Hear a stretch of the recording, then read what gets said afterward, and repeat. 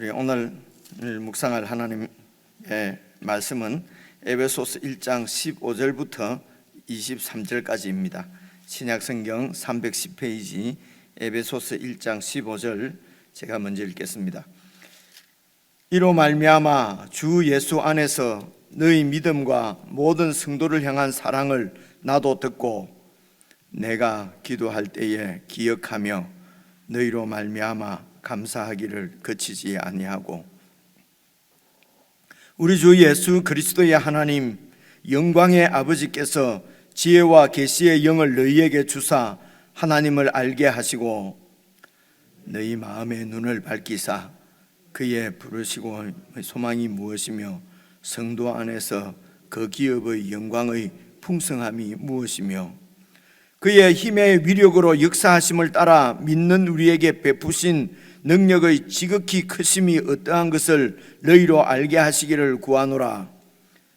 그의 능력이 그리스도 안에서 역사하사 죽은 자들 가운데서 다시 살리시고 하늘에서 자기의 오른편에 앉히사 모든 통치와 권세와 능력과 주권과 이 세상뿐 아니라 오는 세상에 일컫는 모든 이름 위에 뛰어나게 하시고 또 만물을 그의 발 아래에 복종하게 하시고 그를 만물 위에 교회의 머리로 삼으셨느니라. 함께 읽겠습니다. 교회는 그의 몸이니 만물 안에서 만물을 충만하게 하시는 이의 충만함이니라. 아멘. 참 어렵고 또 알듯 말듯한 말씀이 계속되는 것 같습니다. 그런데 이것이 바로 우리가 알기를 원하시는 하나님의 말씀입니다. 그래서 15절부터 다시 보시면요, 이로 말미암아 주 예수 안에서 너희 믿음과 모든 성도를 향한 사랑을 나도 듣고, 그래서 주 예수 안에서 너희 믿음이다 이러면 예수님을 향한, 그래서 예수님을 믿는 믿음 이런 말입니다. 그래서 예수님을 믿는 너희의 믿음과 그리고 모든 성도를 향한 사랑, 그래서 이제 우리가 이미 알고 있는 대로 교회의 주님의 몸인 교회의 지체들, 주님의 몸의 지체들이죠. 지체들로서 모든 성도들입니다. 그 성도들을 향한, 그러니까 서로 사랑하는 것이죠. 그러니까 예수님을 믿는 믿음, 하나님을 사랑하는 것입니다. 그리고 성도를 향한 사랑, 이웃 사랑이죠. 지체의 사랑을 나도 듣고, 이런 에베소 교회의 이런 믿음과 사랑이 어디에서요? 15절 처음에 보니까 이로 말미암아 이렇게 되어 있거든요. 그래서 14절까지 말씀이 무엇입니까? 하나님께서 우리에게 복을 주셨는데 그 복은 하늘에 속한 복이고 영적인 복인데 그 복이 뭐냐? 우리를 하나님의 거룩한 자녀가 되게 하셨다는 것입니다. 이게 하나님께서 하신 일이죠. 하나님께서 자녀가 되는 것을 우리를 하나님의 자녀로 부르시는 것이 그분의 계획이었어요. 그래서 여러분 성경을 안 보더라도 이 말씀을, 이런 그 성경에 있는 말씀을 우리가 이렇게 알고 있으면, 그리고 있으면은, 그러면 성경도 잘 읽어질 뿐 아니라 오늘 우리가 살아가는, 이 땅을 살아가는 우리가 어떤 정체성을 갖고 있는가 하는 것을 성경대로 이해를 할 수가 있습니다. 근데 이런 말씀을 모르고 잊어버리면은 예수를 믿는다 하면서도 사실 교회만 다니지 이 세상을 향해서 어떤 눈을 가지고, 다시 말하면 어떤 통찰력입니다. 통찰력을 가지고 어떻게 살아야 될지 이런 데 대한 이해가 없기 때문에 그냥 세상 사람하고 똑같이 살아가게 되는 것이거든요.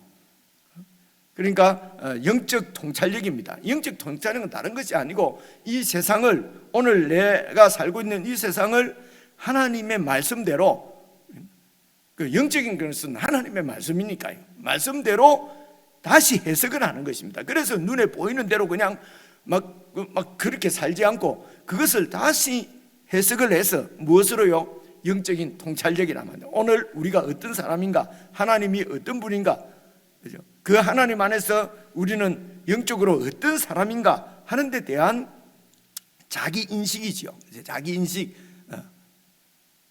분명하게 갖고 있으면은 여러분 다르게 삽니다. 그죠? 그래서 다르게 사는 것은 다르게 살아야겠다고 막 구호를 외치고 이런다고 되는 것이 아니고 하나님께서 우리에게 보여주신 영적인 그 실체, 그 어제까지 말씀해 보면 뭡니까? 하나님께서 우리를 자녀로 삼으시려고 하는 것이 하나님의 원래 계획이었어요. 그런데 어떻게 자녀로 삼으시는가? 예수님을 통해서. 그러니까 예수님이 실제로 그 하나님 뜻을 행하신 분입니다. 이게 이제 어제 7절부터 12절까지 말씀이거든요. 그리고 예수님께서 행하신 일은 우리를 구속하시는 것이거든요.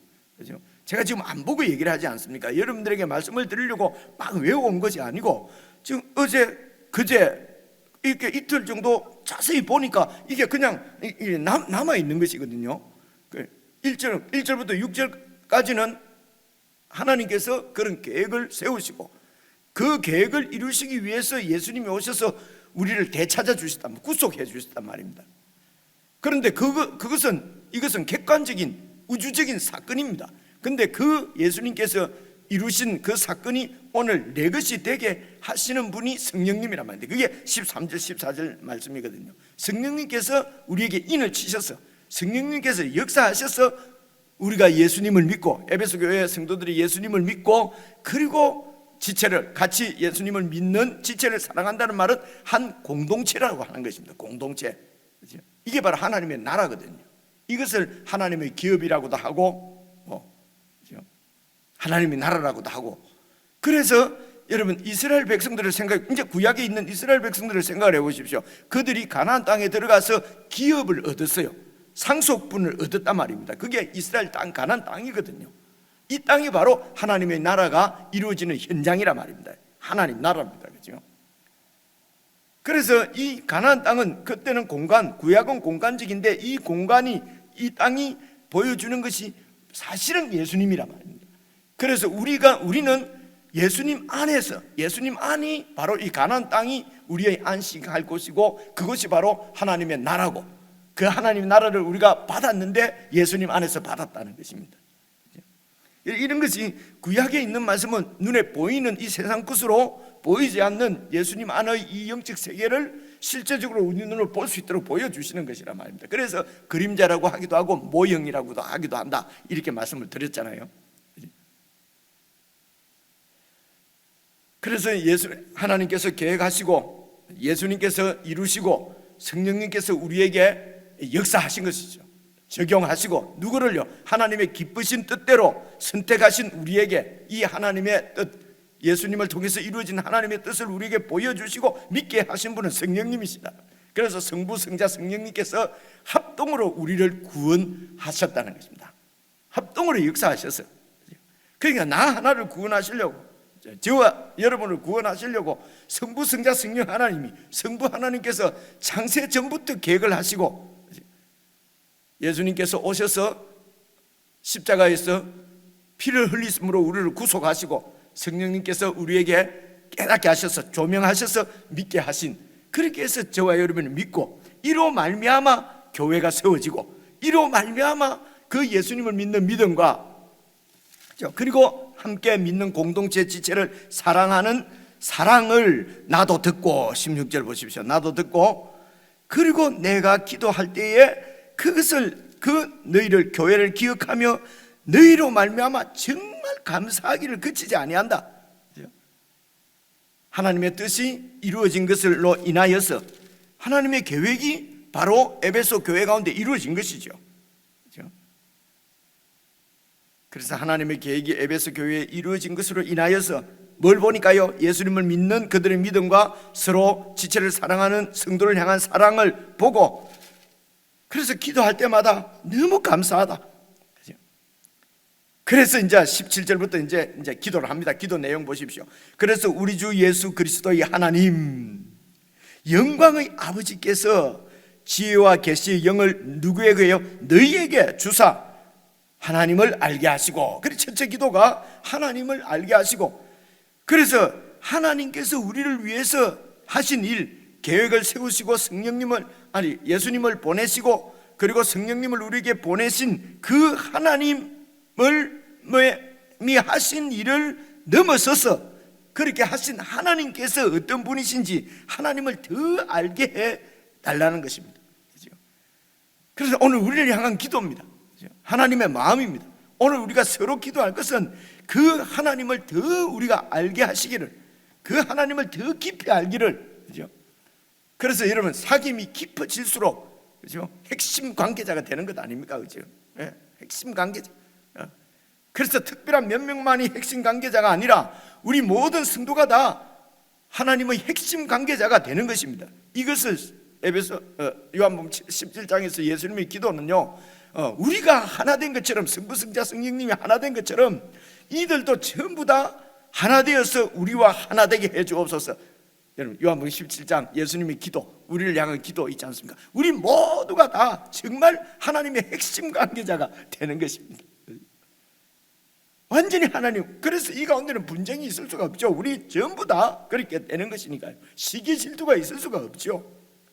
이만큼 하나님을 더 깊이 잘 알게 해달라는 것이 기도입니다. 그런데 그 앞에 보면요, 그래서 아버지께서 지혜와 계시의 영을 너희에게 달라는 것입니다. 그래서 이 지혜와 계시의 영 할 때 이 영이 말입니다. 이게 이제 이제 이 헬라어 원문을 하면은요, 이 영이 정신으로도 번역을 할 수 있고 영어로도 번역을 할 수 있는 단어예요. 그래서 여러분 오늘 우리가 지금 보고 있는 것은 개역 우리 한글 성경을 다시 개정을 한 거거든요. 그래서 우리가 먼저 보던, 제가 오기 전에 여러분들 보시던 성경에는 아버지께서 지혜와 계시의 정신을 이렇게 해놨어요. 정신을 했는데 이번에 번역했는데 보니까 영어로 바꿔놨네요. 보니까. 그러니까 여러분 이전 성경 혹시 집에서 찾아보시면요, 지혜와 계시의 정신을 해놓고 정신에다가 이렇게 1 해서 밑에다가 0 이렇게 써놨습니다. 성경을 보면 그렇게 돼 있어요. 그러니까 이걸 정신으로 번역을 할까 영어로 번역할까 이제 이런 게 그럼 성경이 틀린 것이 아니고요. 이게 이제 번역을 할 때에 2000년 전에 이 단어가 헬라어 단어가 헬라어는 제가 기억을 못 하겠습니다. 이 단어가 어떻게 쓰였을까 하는 것은 우리가 말도 지금 우리가 쓰는 말도 계속 때에 따라서 달라지잖아요, 그죠?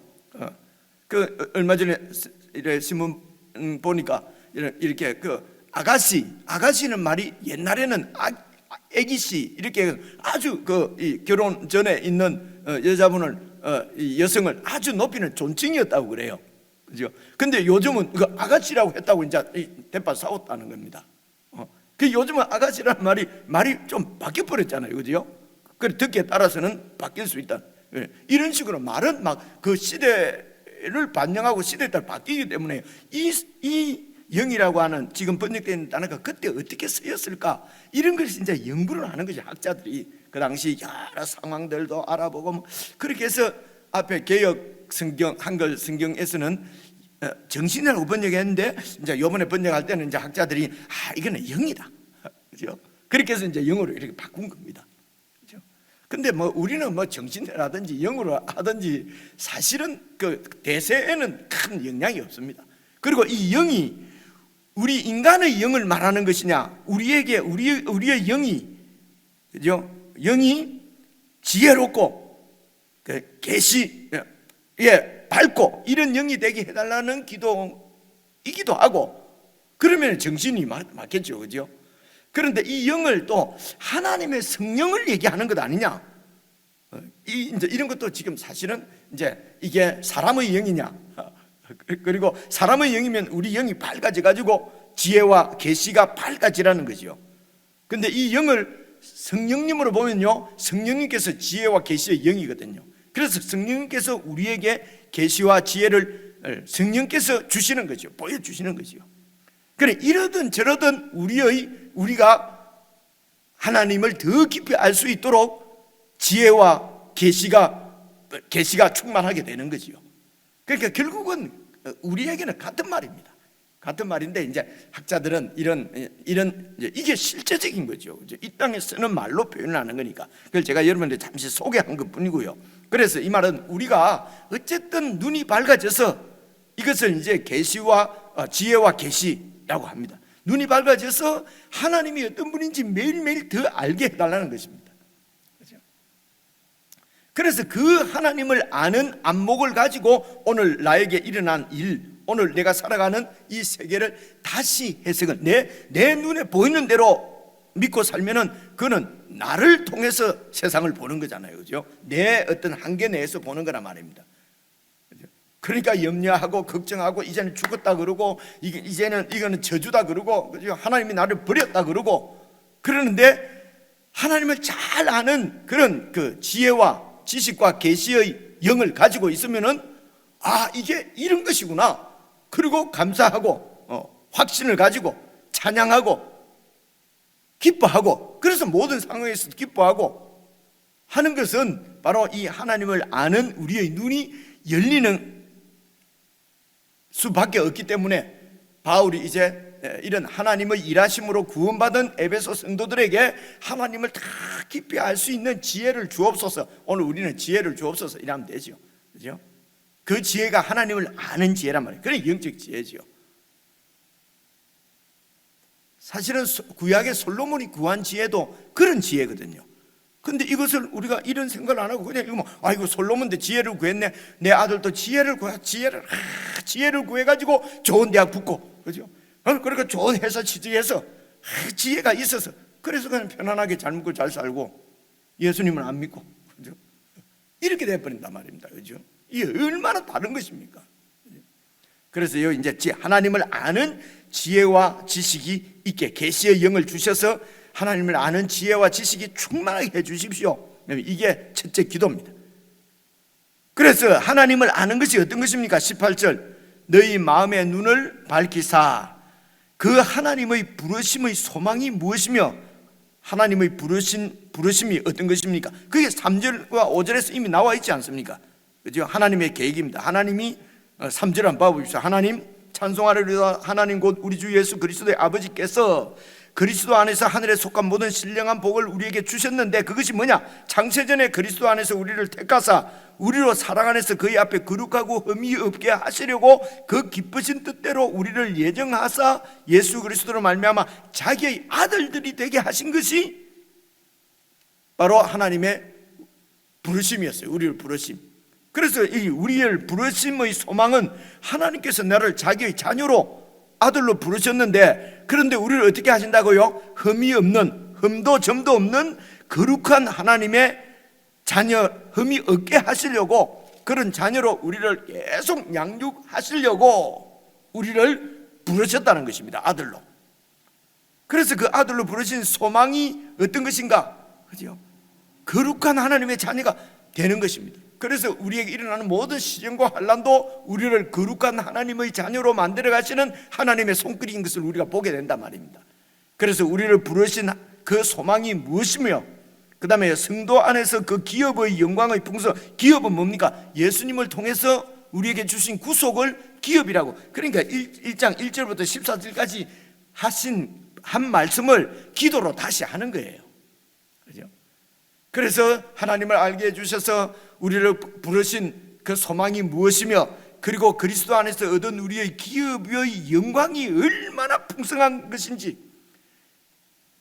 기업은 우리 몫이라고 그랬잖아요. 내가 받을 상속이라고 그랬지 않습니까? 그 상속의 영광이 얼마나 그 영광이 풍성한지 알게 되면은요, 이 세상에서 조그마한 영광 얻으려고 막 그렇게 불철주야 이렇게 철치부심 뭐라고 그럽니까? 그러면서 세상을 쫓아다니지 않습니다. 세상 것 때문에 낙심하고 이렇게 안 하는 거지요. 영적 통찰력을 갖고 있으면은요. 그래서 이 세상에 매여서 전전긍긍하는 것은 사실은 영적 통찰력이 없는 것입니다. 신앙이 없든지 신앙이 어리든지 연수하고는 관계없어요, 여러분. 그죠? 여러분 오늘 에베소서 말씀만 가만히 봐도 우리의 기도나 우리가 생각하는 것이 여러분 이런 것을 잘 생각을 해보시면 좋겠다는 것이죠. 그죠? 그러면 내 이 영적 믿음의 수준이 어디에 있는지 누가 얘기하면 기분 나쁘잖아요. 아무리 그래도. 그죠? 설교 들어도 기분 나쁘잖아요. 와, 나를 치는 것 같고 나를 빗대서 말하는 것 같고. 이 목사가 하니까요. 그냥 하나님 말씀을 보고 하나님이 나한테 하시는 말씀으로 여러분 보시면요, 하나님께서 내 지금 수준이 어디에 있다고 말씀하시는지 우리가 알 수가 있어요. 이게 영적 통찰력입니다. 그래서 성도 안에서 그 기업의 영광의 풍성함이 무엇인지, 그리고 19절 보십시오. 그의 힘의 위력으로 역사하심을 따라 믿는 우리에게 베푸신 능력은 이제 성령님을 통해서 이 하나님의 능력이 나타나는 것이거든요. 그래서 그 베푸신 능력이 얼마나 크신지 너희로 알게 하시기를 구하노라. 기도 내용이 이거네요. 하나님을 더 알게 해주십시오. 하나님이 우리를 부르신 그 부르심의 소망이 어떤 것이며 그리스도 안에서 이루신 그 기업의 영광의 풍성함이 얼마나 풍성한지, 그리고 그 하나님의 그 계획을 하시고 계획을 이루신 하나님의 그 능력이 얼마나 큰지 알게 해달라는 거예요. 그러면서 그의 능력 보십시오. 20절 보시면요, 그의 능력이 그리스도 안에서 역사하셔서, 그의 능력이, 하나님의 능력이 성령으로 그리스도 안에서 역사하사 죽은 자들 가운데서 그 죽은 그리스도를 다시 살리시고, 여러분, 죽은 자를 다시 살리시는 능력, 여러분, 이보다 더 큰 능력은 없는 것입니다. 그죠?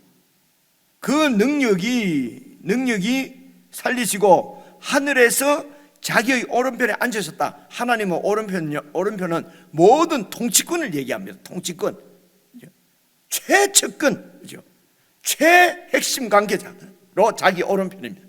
오늘날도 이런 말로 쓰자면 내 오른편, 내 오른팔, 뭐 이런 표현입니다. 그래서 예수님을 다시 살리셔서 하늘에서 하나님께서 자기 오른편에 앉으셨다. 이 말, 하나님 뭐 보좌가 오른편이나 다른 데 보면 왼편에 계신다는 말씀도 있어요. 이게 오른편 왼편 뭐 무슨 하늘에 보좌가 있고 이 얘기를 하는 것이 아니고요. 이런 그 눈에 보이는 통치권자는 이 세상의 나라의 임금들입니다. 왕들, 대통령들입니다. 그러나 이런 모든 통치 위에 계신 통치권은 눈에 보이는 통치자가 아닙니다. 그래서 하늘에 앉아서 하늘의 통치자 이렇게 표현하는 것입니다. 그 모든 통치권을 예수 그리스도에게 다 주셨다는 것입니다. 다른 말로 예수님을 온 만물의 머리로 세우셨다는 것입니다. 이게 하나님의 능력이에요. 그 예수님이 어떤 분입니까? 로마의 권력에 그냥 체포돼서 고난당하다가 십자가에 죽은, 아주 그냥 세상적인 눈으로는 아주 이렇게 무력하게 그냥 혁명다운 혁명도 한번, 싸움다운 싸움도 한번 못 해보고 그냥 십자가에 죽은, 그죠? 도저히 믿고 따를 수 없는 그런 사람이었어요. 그게 바로 나사렛 예수라는 뜻입니다. 나사렛에서 무슨 선한 게 나겠느냐 말입니다. 그런데 하나님의 능력은 그런 죽은 예수님을 살리셔서 온 우주의 왕으로 세우셨다는 것입니다. 이 하나님의 능력입니다.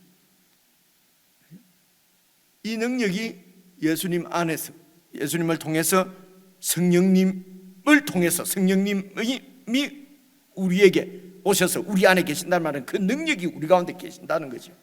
그죠?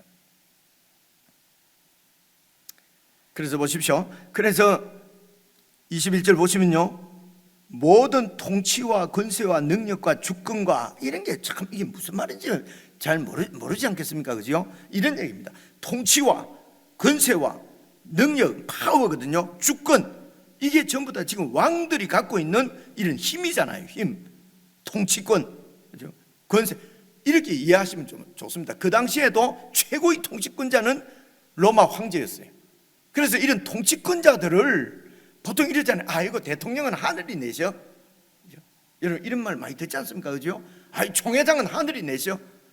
그래서 어떤 그런 생각들 때문에 여러분 이런 이 땅의 권세자들은 다 신적인 존재, 영적 실체라고 이제 요즘도 그렇게 생각하잖아요. 옛날에도 다 그렇게 생각하는 것이에요. 그죠? 그래서 황제를 신으로 그렇게 숭배하는 것입니다. 지금도 조금 우리 민족에게 큰 영향력을 끼친 그런 돌아가신 죽은 대통령 이런 분들을 신으로 모시려고 하는 움직임이 많이 있잖아요. 예를 들면 옛날 이 조선을 세웠다고 믿어지는 제일 처음 왕, 당군왕, 그렇게 해서 당군왕을 신으로 막 이렇게 통치자를 이렇게 신으로 세운단 말입니다. 그렇죠? 이런 인간들의 심리가 바로 이렇게 여러 신들을 세우는 거거든요. 그래서 여러분 무당들도 봐보십시오. 내가 모시고 있는 귀신이 어떤 귀신이냐? 임꺽정이 귀신이다. 그렇죠? 혹은 무슨 장비 신이다. 내가 모시고 있는 신이 그런 신이라는 것입니다. 통치자를 얘기하는 것입니다. 이해가 오시죠? 그죠? 그래서 여기에 통치자, 권세자, 능력, 주권은 다 이런 실제라기보다는, 그죠? 이렇게 인간들이 생각하는 그 힘을 가지고 있는, 그래서 귀신들이 속이는 것이죠. 임꺽정이 신인 것처럼, 그죠? 로마 황제의 신인 것처럼 이게 우상 숭배란 말입니다. 이게 우상. 그래서 우상 숭배를 하는 인간의 심리는 어떤 큰 능력, 그죠? 능력자, 권세자의 그늘로 들어가서, 그죠? 그 권세를 같이 누리고 싶은 것이죠. 그래서 큰 권력을, 그래서 이 땅에서도 권력을 가지고 있는 로마 황제의 그늘로 들어가면은 출세했다고 그러는 거예요. 그죠? 오늘도 봐보세요. 그죠? 오늘도 그래서 그래서 이 세상은 힘의 경연장입니다. 힘. 그죠? 그래서 이 신, 저 신, 그죠? 어느 신이, 그래서 예수님도 제일 센 신이 예수님이다. 그래서 예수를 믿는다. 이게 맞는, 근데 이 말씀의 인도를 잘 받지 않으면 이렇게 되면 예수님을 우상 중에 최고 우상으로 믿는 거거든요.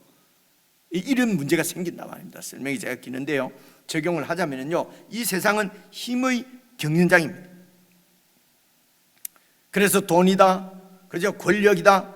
잘 봐보십시오. 아무리 권력도 돈 많이 갖고 있는 사람이 다 부린다, 뭐 이런 말도 있고요. 그래서 그래서 돈을 가지게 되면 이제 또 권력을 탐하고, 그래서 명예를 탐하고, 어쨌든 이 세상이 돈이나 지식이나 권력이나 그런 것을 많이 갖고 있는 사람이 이제 통치자고 권세자고 능력이고 신적인 존재입니다. 이게 주권이고, 그리고 그런 그 영역 안으로 사람들은 다 들어가려고 합니다.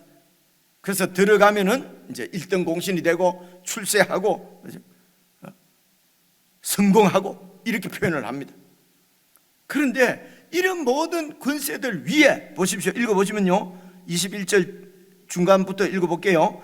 이 세상뿐 아니라 오는 세상이면 영적인 세상이죠. 세상에 일컫는 모든, 잘났다고 제일 위에라고 있는 일컫는 모든 이름 위에 뛰어나신 분이 바로 예수 그리스도시고, 죽은 예수님을 제일 만물의 그 왕으로 세우신 분이 하나님이시고, 하나님의 능력이 그렇게 죽은 예수를 그렇게 세우셨다는 것입니다. 그래서 이것을 우리가 믿고 보면은요, 예수 그리스도의 능력, 그 통치 권세가 최고의 권세인 것을 알고 그 예수님 나라에 우리가 들어가 있다는 것입니다.